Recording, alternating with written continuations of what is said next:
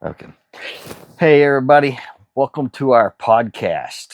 This is technically our second podcast. We kind of did one in Tyler, really. That was more of a podcast than a video, but nonetheless, welcome to our podcast. We're going to try to do this maybe once a week, maybe once every other week. We're going to try to do it regular. I don't know how regular, but somewhat regular. Yeah.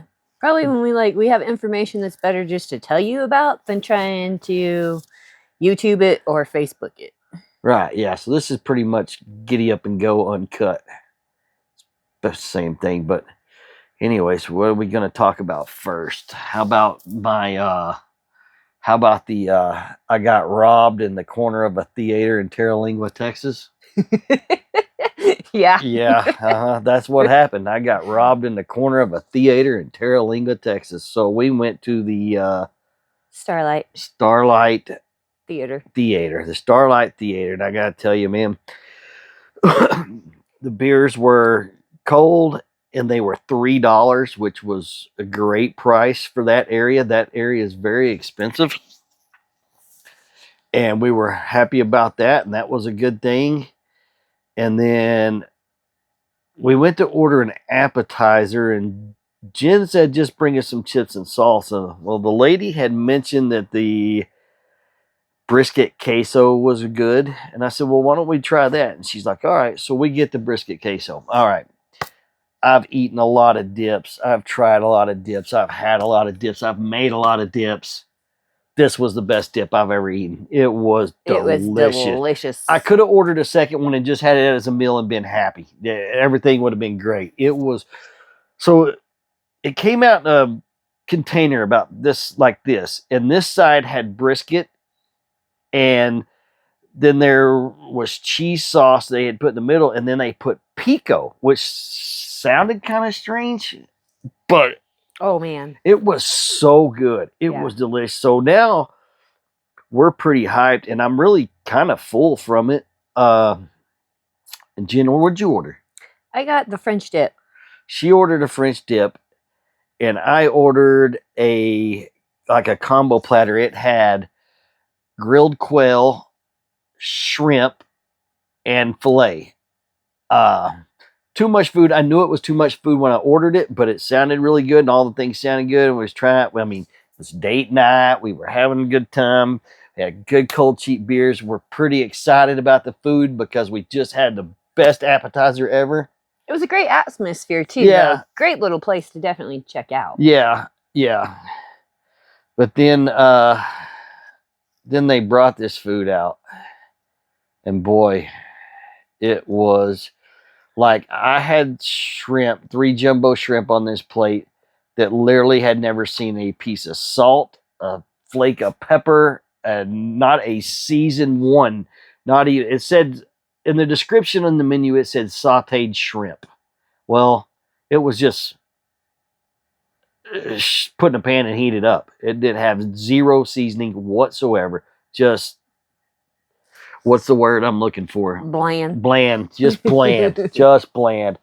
The grilled quail, same thing. It was, I think the only seasoning it had on it is whatever it picked up off the griddle as they grilled it.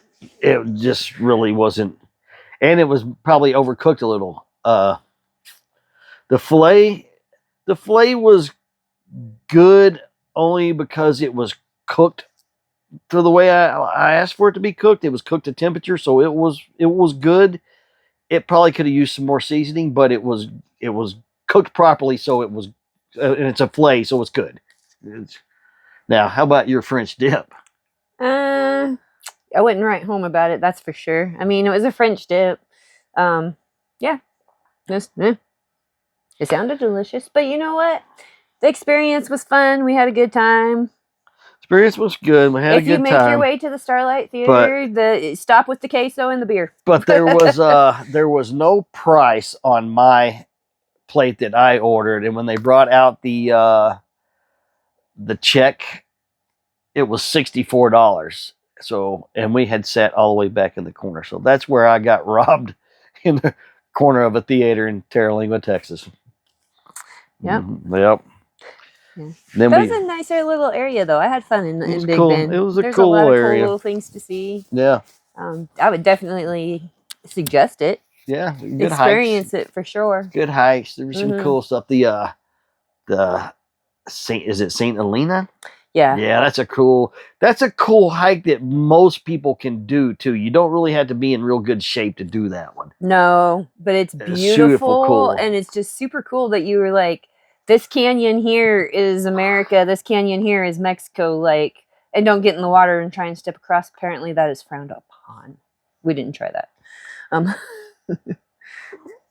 I saw a couple of signs that said $5,000 fine if they caught you doing so. Oh, that was somewhere else though.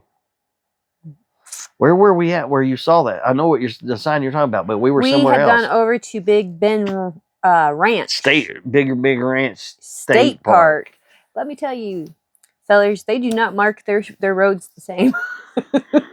No. Coming through the national park, it's like 10 miles here, 5 miles here. The other one, no, not so much. And there was a couple of, I'm just getting old, I guess. You came up those, and when you came down the other side, it was a little creaky. That was fine. It's fine. It's fine. She crazy. Yeah, that I am. Yep. So, but then we moved on to Fort Davis. All right, hey everybody, we're back. So,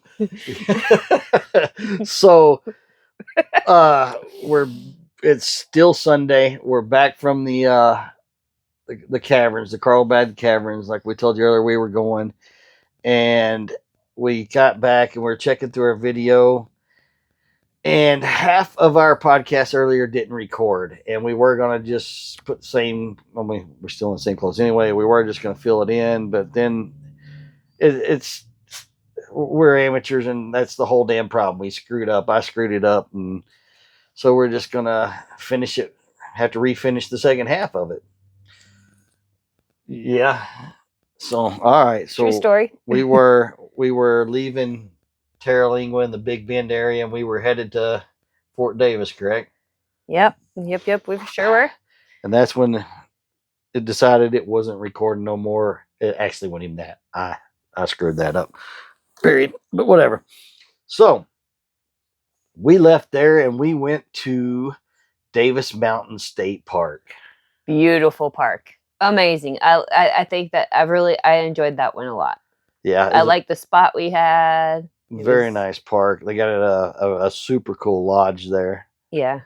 A scenic drive. Drive. It was all good. It was just nice and quiet. Yeah. And even though it was up in the mountains, it was still really close, relatively close to get back down to Davis. Or we were 3 miles up out of town. So it wasn't bad, but it was so quiet up there. It was so nice. Yeah, very nice. We saw a bunch of cool things up there. Up the scenic drive, we saw the Audads and all that. Anyway, our first night there, we went over to Marfa to go see the Marfa lights, and we stopped to have dinner at this little bitty tiny Mexican restaurant, and it was delicious. It was excellent. It was very good. I had a burrito, and it was great, but it was the spiciest burrito I ever eaten in my life. I pulled my beanie off, and my whole head was just wet. My beanie was all wet. I was sweating so much from that thing. Yeah, he had a chili verde burrito. The little place was called Angels, and it's on your way out to the lights. If you're going to Marfa, there's a Dollar General on one side, and then there's this little hole in the wall restaurant. Has like four tables in it, but I had a smothered green burrito. It was delish. I brought the other half of it home and ate it the next day. So yeah. Well, yeah, how that goes. Leftovers generally don't get eaten. Yeah, no, but it was delicious. So if you're ever passing through that area, that little hole in the wall, Angels, yeah, for sure. Yeah, it was dynamite. Yeah. Definitely dynamite. Yeah. So anyway, then we went on out to see the Marfa lights, and that's about. It's not in Marfa. You got to go outside of Marfa. It's kind of between Marfa and Alpine. It's the highway that goes to Alpine. It's about 10 miles out there, and so there's once you get out there, there's a viewing area, which y'all can see, y'all see in the video. And we put one little video, one little of the lights in there, but we just didn't take much video. But there's like a mountain range over here, and there's a mountain range over here. It's actually backwards. I should be doing that like this. So there's a mountain range over here and a mountain range over here. These two mountain ranges are probably 20 miles apart. And you see lights that appear like they're on the mountain range. They may be close, they may not, whatever. And you see them on this one over here and everywhere in between. And are the Marfa, are the Marfa lights real? Absolutely. Do I know what they are? No. But it's there was definitely lights all over the place and definitely a lot happening. Oh yeah. It was crazy. Yeah, it was a unique experience for sure. So, well, yeah, speaking of unique, they say it only happens about 30 times a year, which means it's like 2 to 3 times a month. So it's not, you kind of got to get lucky to see them. And we got it on the first shot. Yeah. And we had tons of activity. As a matter of fact, there was a guy there we were talking to. He said he was there 30 years ago and never saw nothing. And he was just pointing out, hey, there's one here, there's one here. He was so excited. Him and his wife both. Yeah. And then there was that other gal that was there. Yeah. There was quite a few people there, and that came and went. I mean, we were there a couple hours. Yeah. Yep. It was a cool experience. It was so the lights themselves, the one thing they had in common is they all because Jim was looking through binoculars. I can't use binoculars. My glasses, I can just can't function them, and I don't look through them properly or something. But anyway, she's looking through them. She said the one thing they all had in common, they all had the same shape. Yeah, all the same shape but different colors. And it was kind of weird because it was almost like looking at a reflector. Like a reflector, the ones that's almost what it looked like was like a reflector. Reflectors with reflectors around the reflector.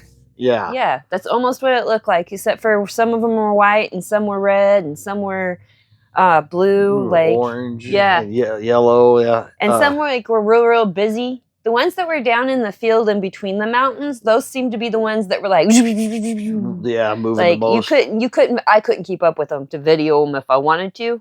And then, like you were saying, you get caught up in watching them that you just forget to. We just leave the camera over here, and you're like, "Yo, yeah." Yeah, we just didn't make much video of them at all because it was you just get caught up in it. But it was so they would do like she was just saying. Some of them were real fast. Some of them didn't move at all. Some of them would split into two and then they would come back together, and then they would go back apart and maybe split into three. It was all over the place what they were doing and what was happening. Yeah. So that was definitely something to see. Something you should see if you're down in the area. Oh yeah, it's worth going out there for a night and seeing if you can catch them. Pretty cool. Yeah. So what else did we do down there? Well, let's see. We went to the observatory.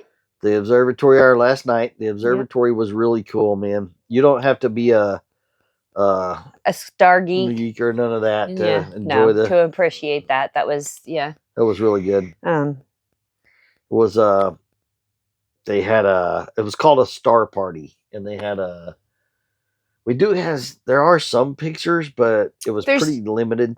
Yeah, they didn't want you to be using your flash. They didn't want you to really have your camera out, your phone out, period. Which I completely understand. Yeah. We got to look through some high